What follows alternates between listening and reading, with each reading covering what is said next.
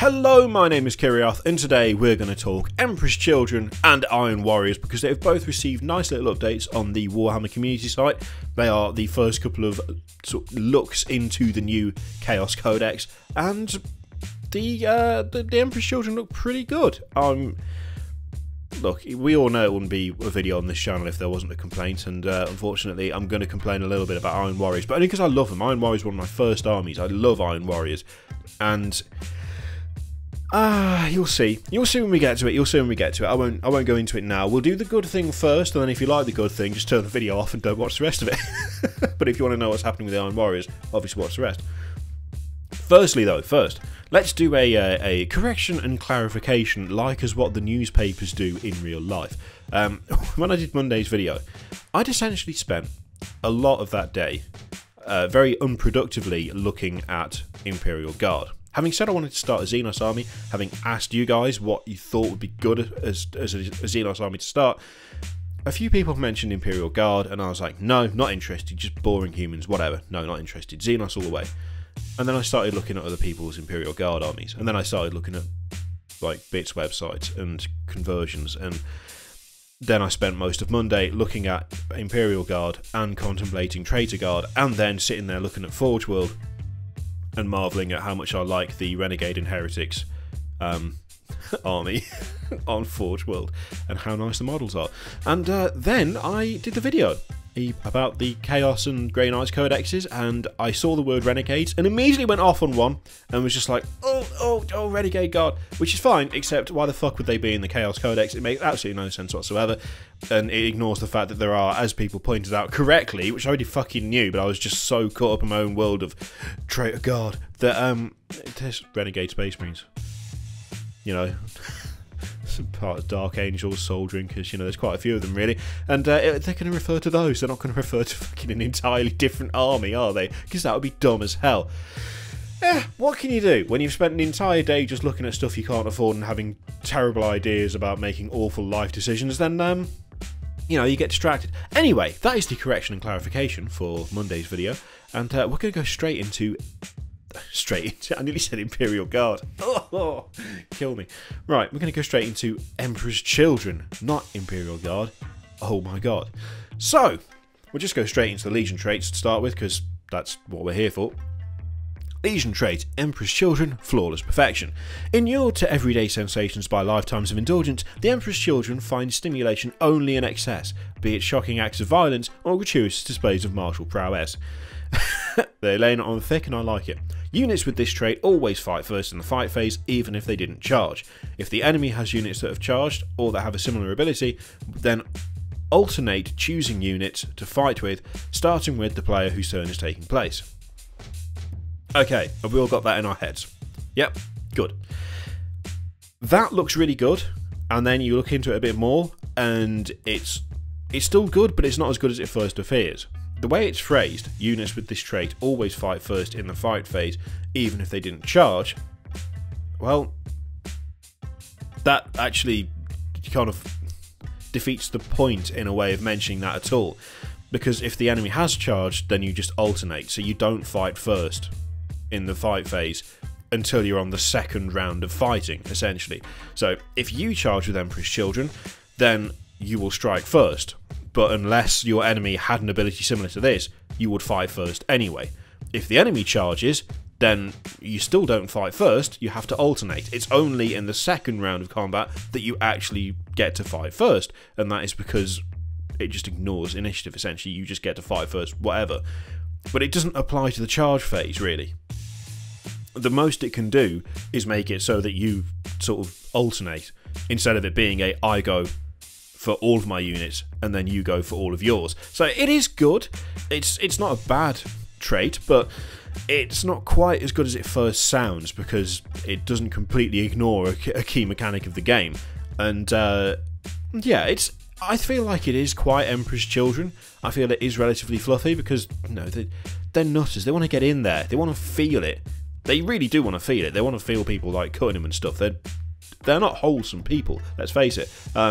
And so it does work for that, but I feel like the wording is not particularly concise and it's a little bit confusing, and there's, I don't know, it could just be phrased better because it gives the impression of doing something that it doesn't. It's like, they always fight first, even if they didn't charge.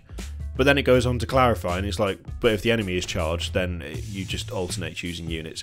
So that's not what it says it means one thing, and then sort of changes what it means a little bit into the second sentence. It's not concise, it's not clear, but it's not bad. I think it fits Emperor's Children pretty well, and it does mean that that second round of fighting is pretty much guaranteed to be yours unless the enemy has an ability the same as yours, in which case it's just evening the playing field. Not bad. I'm quite interested though in this next bit. So they talk about top units, and Possessed being one of the top units. So Possessed get an extra wound at no increase in points cost. Good. But then they talk about Delightful Agonies. Those whose minds are touched by the Psyker's caress are racked by waves of exquisite pain over which physical trauma has no hold. Delightful Agonies has a warp charge value of 6. If manifested, select visible Slaanesh Heretic Astartes unit within 18 inches of the Psyker. Until the start of your next Psychic phase, roll a d6 each time a model in that unit loses a wound. On a 5+, it does not lose that wound. Again, that's pretty good. It's very Slaanesh. I like it. It's essentially a... I mean, correct me if I'm wrong, but it feels like it's basically just a castable 5+ invulnerable save. Oh no, not really. It's more flesh is weak, isn't it, than anything else. But yeah, again, not bad, pretty good. And it only says, this is the important thing as well, there's something to note. This is Emperor's Children specific, right? This faction focus, like this particular Legion focus, sorry. But that is not. Delightful Agonies is not Emperor's Children specific. It is Slaanesh Heretic Astartes specific, which means that you most likely will be able to just give marks of various gods to different units in your armies. So it does sound good. It does sound like it's something that would be very useful to have. It's not limited to Emperor's Children. So some of the stuff in here, while good, can be extended further out, which I like, which is, you know, that gives that more value to me, if that makes sense. And finally, one of the things I really like about the Emperor's Children, by the look of things, is this, which is a 2 command point ability, Endless Cacophony, which is a Chaos Space Marine stratagem. In the clangor of battle, the worshippers of Slaanesh hear sweet music and they compete to be loudest in this deafening chorus. Use this stratagem at the end of your shooting phase. Select a Heretic Astartes Slaanesh infantry or biker unit. That unit can immediately shoot again. That's quite nice. With some nice positioning, you could wreck someone's day with a decent sized unit. It talks about using like Havocs, but I don't think that would be the best way to use it. I kind of feel like if you max out on Noise Marines, because Noise Marines seem to be pretty good in this edition, you could pile out a hell of a lot of firepower. You could really fuck people up with that stratagem, and combine that with the whole hitting first thing, and if you can fire twice and then charge, that could be quite nice. That could be good. Yeah, overall, I'm happy with them. I'm happy with Emperor's Children. Admittedly, one of the things they mention, in fact, well, a couple of things that are mentioned, are not 100% specific to Emperor's Children, but they do obviously have a nice synergy with them, and yeah, I do like the idea of actually buffing up a group of close combat maniacs, throwing them into the fight, and then having them go first on everything after the charge phase. I mean, if they charge first, then brilliant. They just get to strike first all the goddamn time, all day, which is good. It's good. I was a little bit worried that I'd be a bit underwhelmed, but no, I'm happy with the Emperor's Children one. I think they've done a decent job with them, much like they have with pretty much all the Loyalist Legions as well so far. However, we come to that time where we look at the Iron Warriors and I be a little bit sad. So, let's just go straight into it. Straight into the chapter tactic, the Legion trait. You'll see why I said that.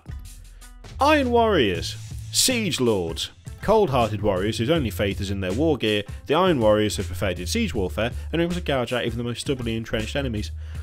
Enemy units attacked by units with this trait do not gain any bonus to their saving throws for being in cover. In addition, you can re-roll failed wound rolls for units with this trait when they target a building. Does that sound familiar? It should, because it's what it says for Imperial Fists, which is disappointing in the extreme. I get it. Imperial Fists and Iron Warriors do the same thing. They are both masters at sieges. They both create impenetrable fortresses and can conquer impenetrable fortresses. That's fine. But that just feels lazy. It just feels lazy. It's one thing to try and make it seem as though they're similar, because they are similar. I'd be lying if they said they weren't. But don't make them the same. Don't make them just identical. That's gash. That's just like... It just makes it look like Iron Warriors are just the Chaos version of Imperial Fist. It strips some of the personality out. It makes them less unique, and whilst they do similar things, they don't do them in the same way. The various accounts across God knows how many books of the Imperial Fist's method of warfare and the Iron Warriors method of warfare, yeah, they do the same stuff. They have the same role. They don't fight in identical ways. So giving them identical Legion and Legion traits, chapter tactics, whatever you want to call them, that just feels lazy as fuck, to be honest. And it's disappointing. It genuinely is disappointing. And I don't really know what else to say about it. Enemy units not getting any bonus to their saving throws being in cover isn't bad. I'm not saying it's bad. I said it was bad before, but I'm not saying it's bad now. In fact, I'm increasingly convinced that it's really not. It's all right, but don't just make don't make Iron Warriors the Chaos version of Imperial Fist. They've got more personality than that. They should have something that reflects the differences between the two, not just kind of go, no, well, they do the same thing. Fuck them. Yeah, I do not like the copy-paste nature of it. That's all it is. That's all it is. Even if the first part was the same, if there was something different for buildings, I don't know. It just feels lazy. It just does. Sorry, but it does. Ugh. Anyway, let's move on quickly to some of the other stuff they highlight. They make a mention of Chaos Terminators and how they're a solid choice for things like Iron Warriors, and they highlight this particular ability, which again is not specific to Iron Warriors. It is just a general thing, but it can be used with Iron Warriors, and it's this, which is Mark of Tzeentch, Weaver of Fates. Psycho traces the the Psycho traces the future to see the phase of battle. Okay, before warned of imminent danger, warriors dodge bullets and sword blows with seemingly supernatural reflexes. Weaver of Fates has a war charge value of 6. If manifested, select a visible Tzeentch Heretic Astartes unit within 18 inches of the Psycho. Until the start of your next psychic phase, you can add 1 to any invulnerable saves taken for the unit. Models that do not have an invulnerable save instead gain a 5+ invulnerable save. Again, pretty good. Pretty good. And they also get, Iron Warriors, a flesh metal exoskeleton. It's fairly self-explanatory. We'll give the paragraph a miss, and it is Iron Warriors model only. Bearer of the Flesh Metal Skeleton has a save characteristic of 2+. In addition, this model heals 1 wound at the start of each of your turns. That's nice. That is nice. I like it. It is nice. Yeah, I like their unique item, and they do also have friendly Iron Warriors units within 6 inches of your warlord automatically pass morale test. They also have that as well. I'm sure I wasn't there earlier when I was looking at this, but there you go. Flesh Metal Exoskeleton, good. The Weaver of Fates, Mark of Tzeentch thing, again, good. Not limited to Iron Warriors, it's a Mark of Tzeentch, just as the Emperor's Children one was Mark of Sinesh, so it can be applied to other Chaos armies. But the chapter tactic is just a copy-paste job of Imperial Fists. It feels lazy, and I'm not happy with it. That's all I can really say. It's not that I'm unhappy with the actual Legion trait. I keep calling it a chapter tactic because it's the same fucking thing. It's not even a bad Legion trait. It's not a bad chapter tactic. It just feels lazy.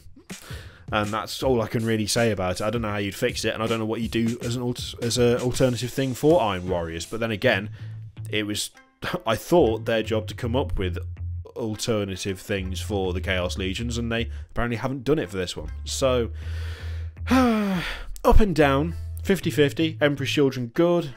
Some of the Iron Warrior stuff, good, but the Legion traits were underwhelming in one case, severely, and okay in the other case.